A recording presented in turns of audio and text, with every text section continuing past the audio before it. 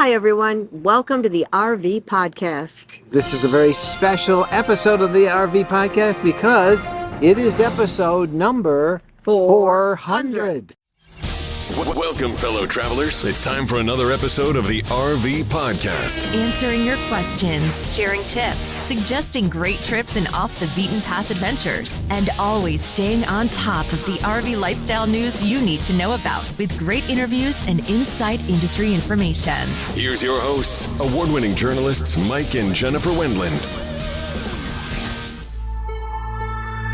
Thanks for being with us, everybody. I'm Mike Wendland, and this is my lifelong traveling companion and my bride, Jennifer.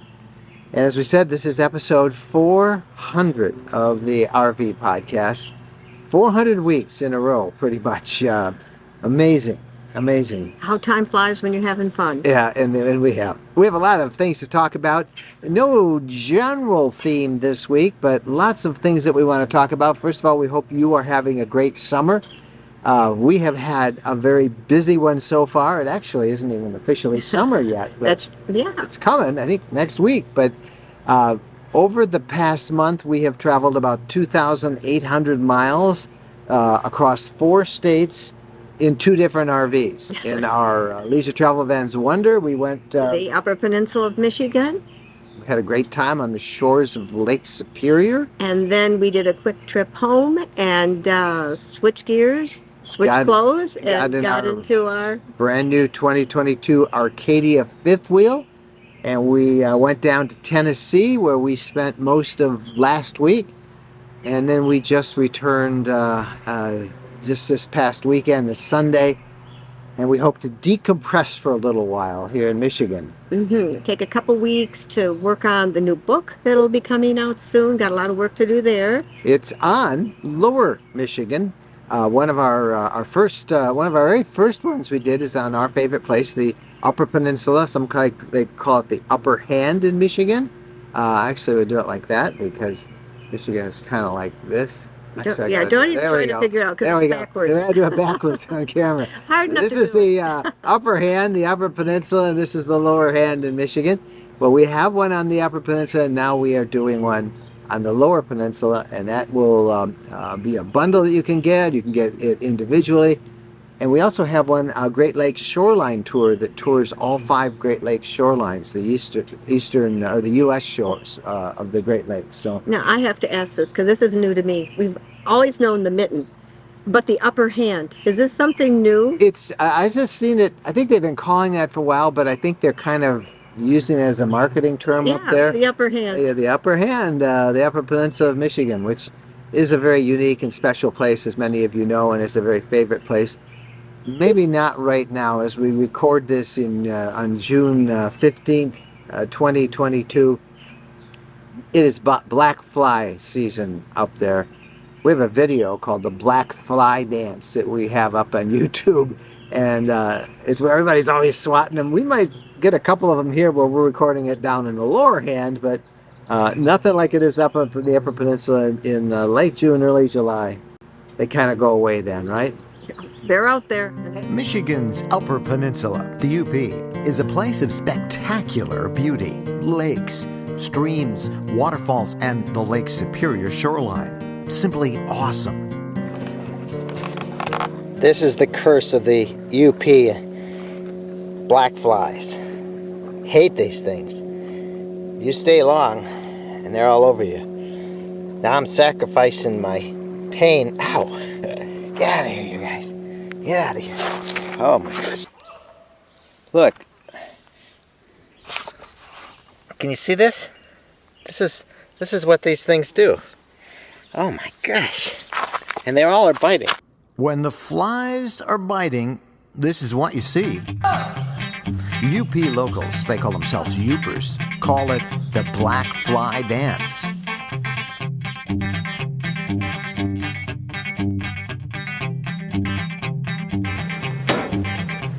Curse of the North. Actually, there are 2 kinds of flies, black flies and stable flies. They're terrible. When they come in swarms out of the woods usually.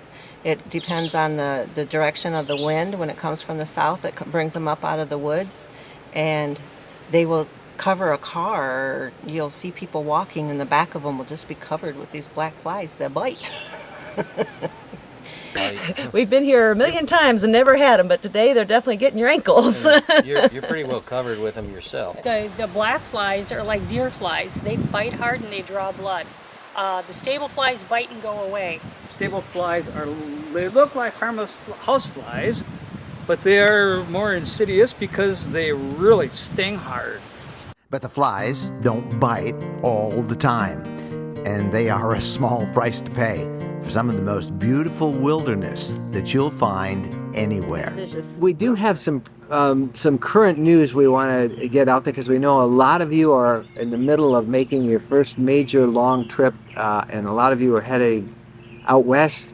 Big popular place, and of course out there is Yellowstone. Yellowstone National Park, one of my favorite places. As we report this week, though, Yellowstone over the weekend was hit with devastating rains and storms, and for the first time that we can remember, all the entrances are closed. Who's ever heard of all five entrances all five being closed? closed. I don't know if that's ever happened. I don't know either. Extremely hazardous conditions, preliminary assessments. As we record this show, that multiple sections of the park have been washed out. A number of bridges affected, roadways, as they say, washed out. There's been mudslides, rock slides.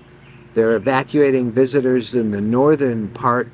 And we have a statement from Park Superintendent Cam Sholey about this, and she said, due to record flooding events in the park and more precipitation in the forecast this week, we've made the decision to close Yellowstone to all inbound visitation. A lot of broken-hearted people. The community of Gardner is basically isolated.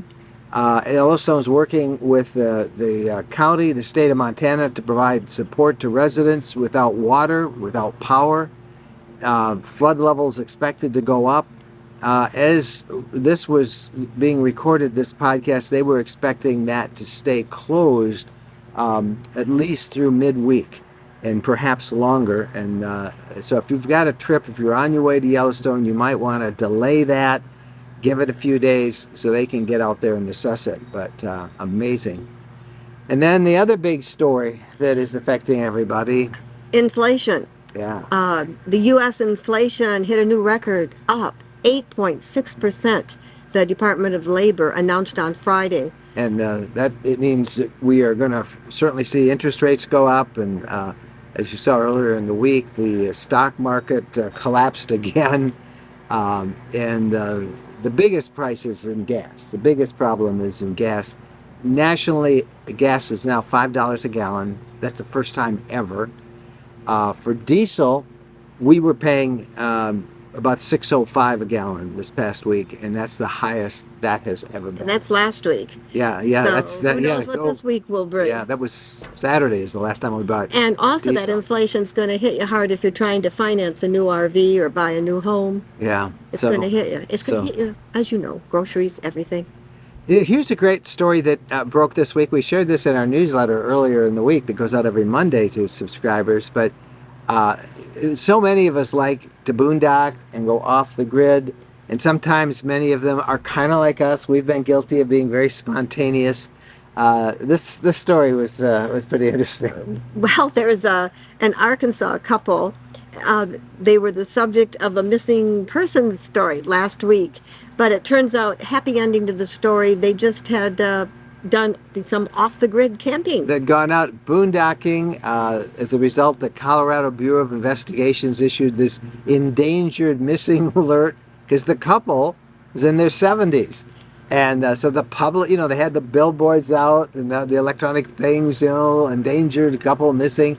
And they just like camping in remote spots. And I could relate to this because family members reported them missing. And I imagined, like, our kids, if they couldn't get a hold of us, particularly our daughter, who likes to know where we are. There are apps. We use an app called Life 360, in which we enable various folks in our family to be able to see roughly where we are. The only one that cares is our daughter. She's the only one. And sometimes she'll call us and say, hey, man, you're making good time, or how come you're not on the move? And Personally, I miss it when she used to call me and say, "Where are you? Where are you? Where are you?" Now she knows where I am, so I don't hear from her. This is the time of year that animals are up and active and feeding and giving birth, and we usually do a bear aware alert about this time in the podcast rotation every year. But this week we have a Moose, be aware alert. this is a story that comes, and you should know that a mother moose will charge and attack humans if she's separated or if she's worried about her calf. How long do you think it's going to keep raining on us here? Well, I don't know if that's just a little cloud. It or looks if like it's- it. Oh, but I see our Bo doe is just outta here. left. Bo says he is not going to sit out here in the rain. All right, well, We want to sit in the rain. That's up to us. But for those of you listening, adios. for those of you listening only, we're being pelted by rain showers right now, but we'll see how long it Feels lasts. good. It's nice and Anyway, cool. this happened in Colorado. Also, a cow moose hurt two people. One of them severely, and their dog when they got too close to a moose and her calf. When help arrived, the moose continued to charge and literally had to be shot and killed. The calf, only a few days old, was later found and rescued. But bear spray also works on moose. And So make sure you have that bear spray because you And- don't want to be responsible to get hurt Yep. or to have an animal put down. Yep. All right. Hey, when we come back, we are going to talk about a number of things out there, particularly about, let's just say this is our 400th episode. We're going to talk about how things are different, how things are the same. And we're going to just have kind of a wide-ranging status report of camping in June of 2022. So stay with us. We'll be right back after this, either here or if the rain doesn't stop. I wondered if you want me to go get an umbrella. Maybe we'll get an umbrella. So we'll be right back.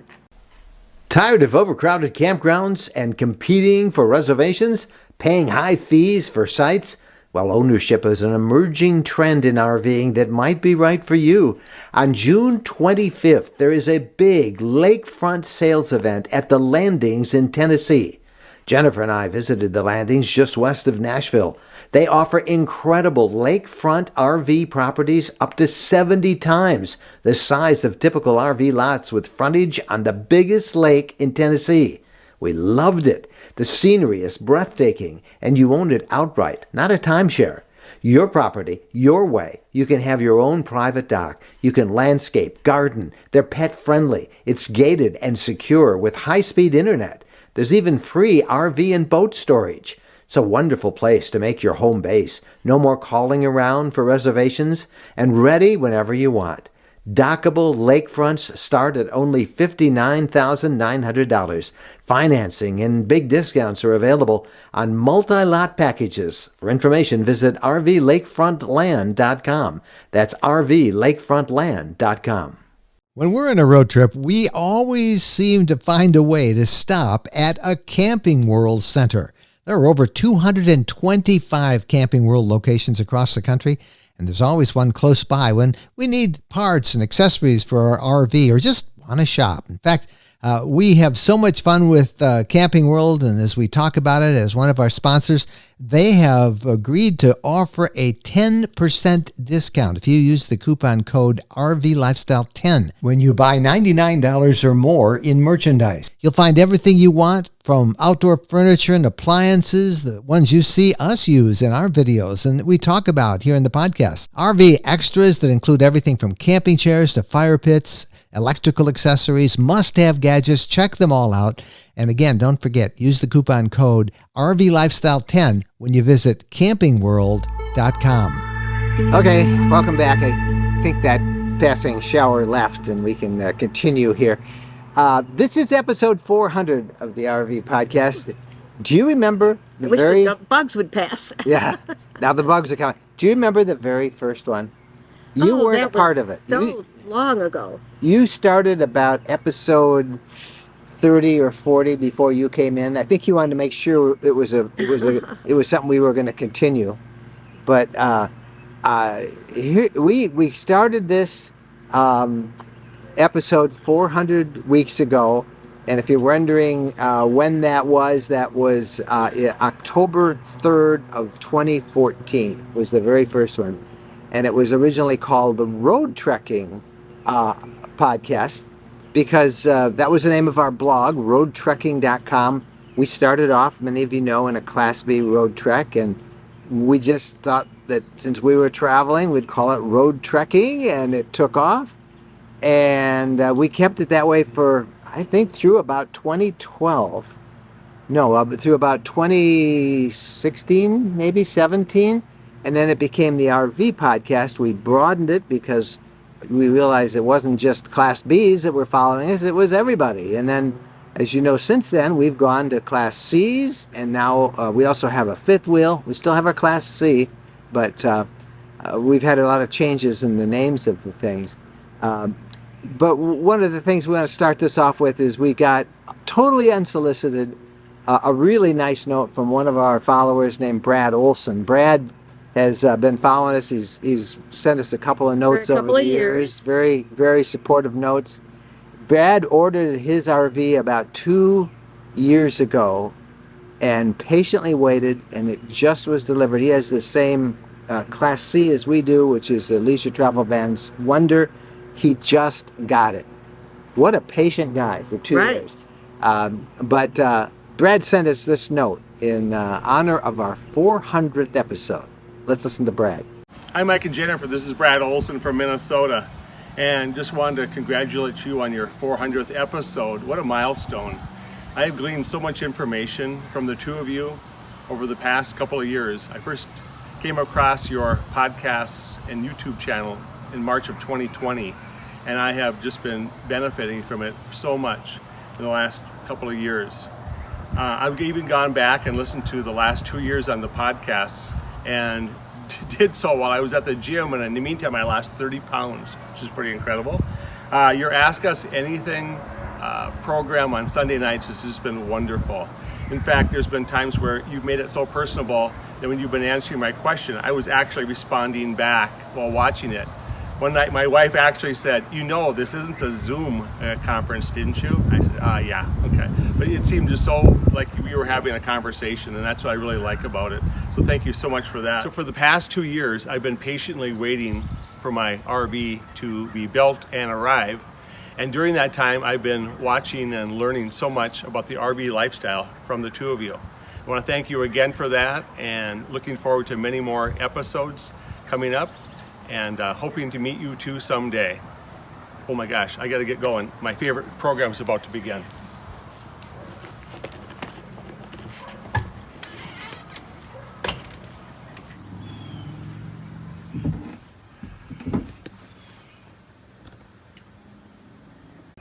Oh, that was fun. That was so nice of Brad to encourage us, and I'm glad we were an encouragement to him and helped him.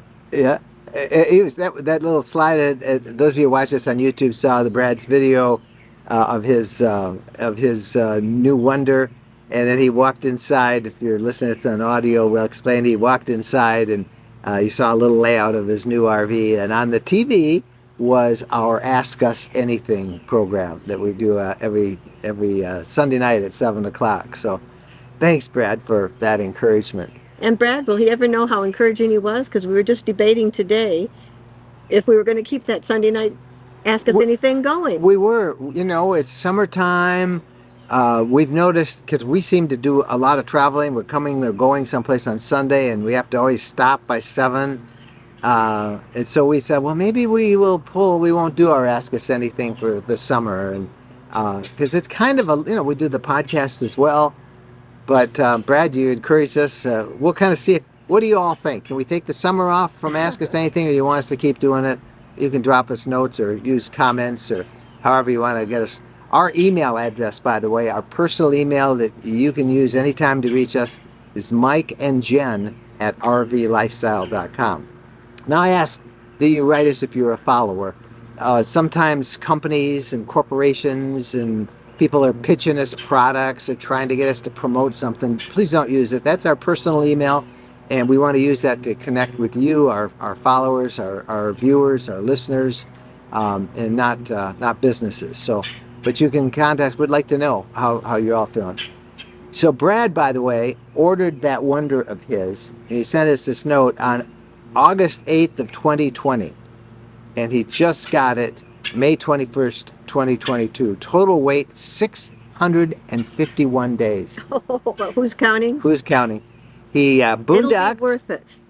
on his first outing. And he has 44 nights booked in state parks throughout July and August. And Brad will be with us at our Elkhart, Indiana encounter, our gathering there. That we're doing July 18th through the 21st. So, Brad, we look forward to seeing that brand new wonder of yours and meeting you in person. We feel we really know And you. I like that light interior. Yeah. So the Elkhart encounter is sold out. We told you it would be. It's sold out right away. Within a week, it was all sold out. And we had room for about 120 people, and man, we still got a waiting list that we might fill it with. But don't be afraid to get on the waiting list, because life happens, things change, and people cancel, and then there's openings. Yep. So we thought we'd have a little bit of fun with looking back at 400 episodes of the podcast and how things have changed. As I said, we went from Class Bs to all RVs, now towables and all different classes. We've had 2 dogs. Yeah, we had our dear Ty, and then we had our little surprise birthday present, Bo. Now, Bo grew up RVing. and Ty didn't. We had Ty for a couple of years before he passed on, but Bo was given us a puppy, and we just found this photo. We'll show it to our YouTube watchers of Bo as a puppy. It was one of our RVs. And he took to it really well. And he's grown up camping and RVing. And I swear in every video we do, he makes an appearance or two. It's kind of like, if anybody's familiar with the book, Gold Bug. You look for the little gold bug in the stories. And Bo is our little gold bug. So when we first started all of this, there were the Hutchins, who had a podcast, and there were the Winds. They were still doing RVs before they went to boats. There might have been another couple or so, but we were among the very first that started to do this as a couple. And now, this is a big change. There are dozens and dozens, if not hundreds, of RV, quote, influencers out there. We feel like we're their grandparents. Yep, we're the grandma and grandpa now. Yeah. Grandma and grandpa of RVing. But here we are, 400 episodes, and we are still doing it. We are still traveling and enjoying it, and it's great. One of the things that we talked about, we thought, well, what's changed, what hasn't? One thing that hasn't changed is when we first started the RV lifestyle, which was 10 years ago, or a little over 10 now, and it's the same when we started the podcast about 8 years ago, campgrounds were full then. In fact, campgrounds have been full, when we stopped to think of it, all the years we've been camping ever, even before we started the blog and everything, back when we were camping with our kids. Mm-hmm. In fact, one of the reasons we quit camping when our kids were growing up, our first enter, is because it was so hard to get into a campground. So in that sense, it's not any different now. Correct. But what has changed since when we first started to now is how many people have taken to boondocking. Yes. Now sometimes boondocking spots are filled, and that's different. But the big thing that has made that possible, and that's something I think that we have helped pioneer the use of, is solar and lithium. We were one of the very first RV people who got solar back in the Road Trek days. It was more experimental than anything else, solar and lithium. And now it's pretty much standard. We've had solar since I think 2014, if not maybe a little earlier than that. Now it's very reliable. When it first started, we were back getting it fixed and tweaked. We were little guinea pigs out there. We were. The other thing that has changed a lot is cellular communications. It's pretty much everywhere now that's very reliable. When we first started, oh my goodness, there were so many places that you'd go and we couldn't stay long because, we were working from the road and we needed to get cell coverage, so we didn't have it. Now I'd say most places you can get cell coverage, although we found out this weekend, not all places. And we rely on, for navigation, I have been very pleased using apps and CarPlay, either Google Apps or Apple Maps or Waze. I use that for our navigation. And when we were in Tennessee, we wanted to change a place we were going, and we were in the middle of nowhere. There was no cell communications, and we had no navigation until we could get a cell connection. And we realized we should have downloaded those maps. So cell coverage still can be spotty. It still can be. But the thing that has revolutionized work on the road, and it stems from the pandemic, where so many people began to work remotely, and many of those remote workers said, well, if I can work remotely, I might as well go in my RV. And now it has just exploded. And the big thing that makes that possible is Starlink. We used Starlink all last week in a pretty remote place in Tennessee, in rural Tennessee. And it was wonderful. Uploaded our videos. We're able to work from the road. We have now had Starlink. I think we got it in March. And by the way, it does work from our Tennessee property that we're developing. We were there this weekend. And it's just been really awesome to have this high-speed broadband internet system, satellite-based, working almost anyway. So we really feel we have connection on the road now. That is awesome. It's all good.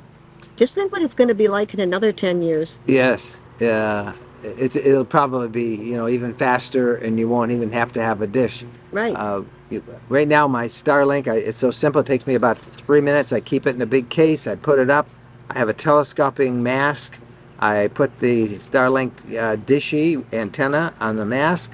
I attach the mask to my the ladder at the back of our RV and stick that up in the air and plug it into the router, and the router sends out a Wi-Fi network, and we are connected at very high speeds. And it's such a luxury that literally I was pinching myself all last week. One thing, just a perspective.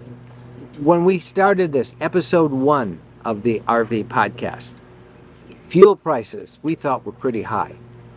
I remember doing taking a Facebook picture and posting. I tried to find it, and I was going to show it, but I can't find it, showing what it cost me to fill up our very first RV, that used road trek that we bought. Mm-hmm. But I looked up diesel prices back in October of 2014, $2.46.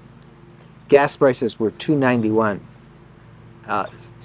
Sunday I paid $6.05 a gallon for diesel. That's pretty tough. It cost us pretty close to $1,000 to go down to Tennessee, and that ended up being about an 1,800-mile trip that we did. And well, if we hadn't gotten lost in the woods. Yeah, if we hadn't gotten lost in the woods. But that was pretty much a $1,000 trip. That's right on the edge of what we can afford, and I know for many of you, you're feeling that pain, and it's going to be a tough year. I remember when we were young, we used to get lost in the woods all the time. Well, I remember that too, and I guess I should. I guess you haven't developed such a direction.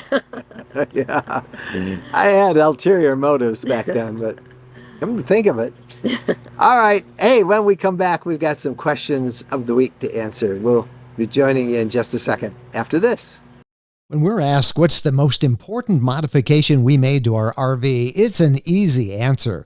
Battle-Born batteries. Battle-Born batteries are quality, safe, reliable lithium batteries that allow us to stay out there off the grid longer. Lithium batteries charge faster, they charge fuller, they're longer lasting, they're maintenance free, and Battle-Born batteries are protected by a 10-year guarantee. Now, in our case, they just dropped into the existing AGM batteries that we have, and they'll probably be the same on your rig too. Battle-Born battery experts can get those in your rig just like they did with ours. They can also match you up with the right cabling, the inverter, the charger, the solar controller, everything. Jennifer and I swear by our Battle-Born batteries. They allow us to boondock off the grid. Check them out. Go to rvlifestyle.com/lithium. rvlifestyle.com/lithium. Welcome back. Time for the questions of the week. First one from Joan, and she says, how do you handle the bow shedding problem? Keeping up with it in the RV? Joan, you have to get used to it. You just have to give up. I mean, I am covered in dog hair, and that's just the way it is. Whatever, shorts, capri pants, slacks. They tend to wear lighter whatever colored clothes. I am covered with dog hair. Lighter covered clothes don't show as I mean, the dog hair will get like about an inch thick in the front if we're in the motor home or the truck right now. It's an inch thick.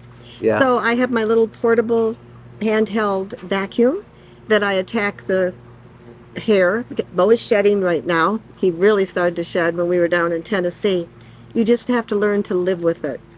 And what can I say?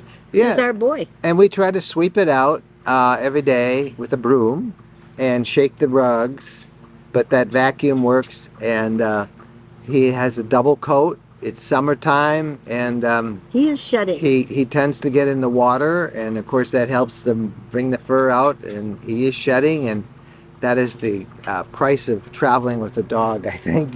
Particularly a long-haired dog like Bo. A long-haired dog, and I don't know, we've had 2 female elk hounds and 2 male elk hounds, and the females shed so much more than the males. I don't know if maybe the bloodline wasn't as pure or what.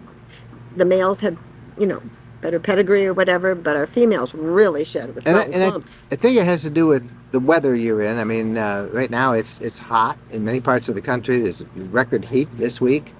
So I imagine a lot more hair is going to come out of Bo yet, but it's a fact of life. You do the best you can. But sweep every day and vacuum as much as you can. Get a handheld vacuum, that helps. Yep. Try to find a good handheld, one that's recommended highly.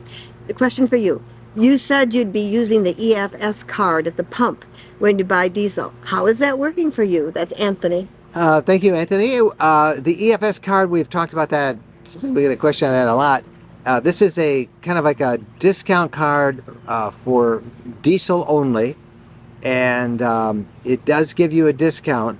We did use it all this last trip as we towed the fifth wheel down to Tennessee. I probably saved maybe $10 to $12 on a fill-up. That sounds great, but my fill-ups are costing me $130, $125. So I guess you take everything you can. That's a big help.